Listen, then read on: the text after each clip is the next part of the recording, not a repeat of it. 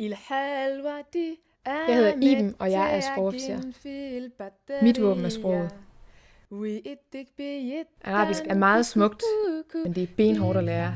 Man sætter alt andet på standby i 2 år. Man er så presset, at man bliver i tvivl om man egentlig har de der 5 minutter, det tager at tage et bad. Udover sproget er der også undervisning i kultur og religion, politik. Sådan en bred generel viden om de steder, hvor der tales arabisk. Der er selvfølgelig også både militær og fysisk træning. Jeg var udsendt sammen med livvagterne, da jeg var 23. Så står du der i 45 graders varme med helikopter, der larmer. Det er ikke nok at kunne sproget. Du skal forstå, hvad der sker. Du skal finde løsninger. Min opgave var at indsamle efterretninger og lave trusselsvurderinger til livvagterne.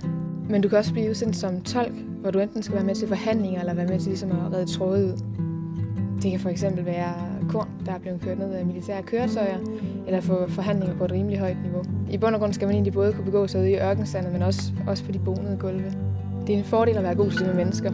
Man skal selvfølgelig kunne sætte sig igennem, men det vigtigste er faktisk næsten empatien, høflighedsfraserne, smilet. Shukran ala al-shay, det betyder tak for te.